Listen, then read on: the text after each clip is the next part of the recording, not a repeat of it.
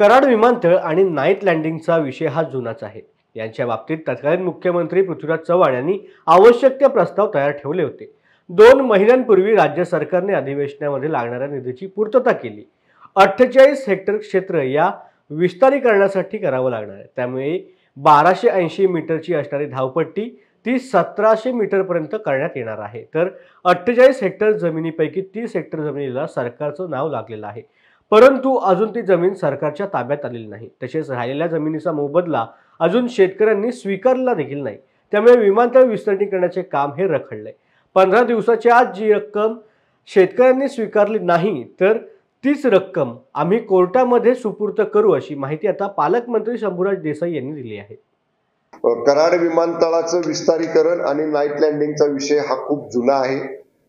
याच्या बाबतीत तत्कालीन मुख्यमंत्री माननीय पृथ्वीराज चव्हाण साहेबांनी आवश्यक ते सगळे प्रस्ताव तयार केलेले होते।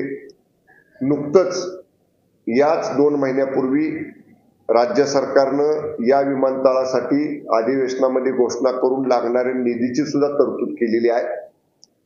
48 हेक्टर अधिकचं क्षेत्र आपल्याला भूसंपादित त्या ठिकाणी करावं लागतंय।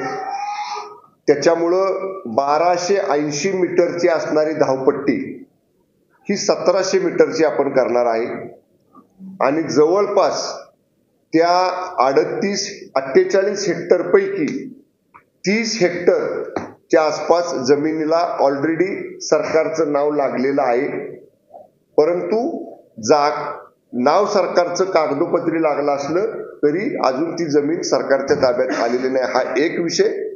आणि वरचे जे 17-18 हेक्टर क्षेत्र आहे त्या शेतकऱ्यांनी अद्याप पैसे स्वीकारलेले नाहीत। अशा 2 विषयांमुळे हे काम रखडलेलं आहे। निवाडा काय दरानं जमिनीला मोबदला द्यायचा त्याचा निवाडा 2016 साली झालेला आहे। त्या निवाड्यानंतर कुठल्याही कोर्टाने किंवा कुठल्याही यंत्रणेने त्याच्यावरती स्थगिती दिलेली नाही। तो 2016चा निवाडा आजही अस्तित्वात आहे। त्यामुळं आज बैठकीमध्ये असं ठरलं की 15 दिवसाची नोटीस ज्या शेतकऱ्यांनी अद्याप रक्कम स्वीकारलेली नाही त्यांनी रक्कम स्वीकारावी, अन्यथा पुढची कारवाई जी सरकारला अधिकार आहे त्याप्रमाणे आम्ही करू। अशा नोटिसा विमानतळ विस्तारीकरणाच्या जागेची जे प्रलंबित निधी आहे त्या शेतकऱ्यांना देण्याचा निर्णय झाला।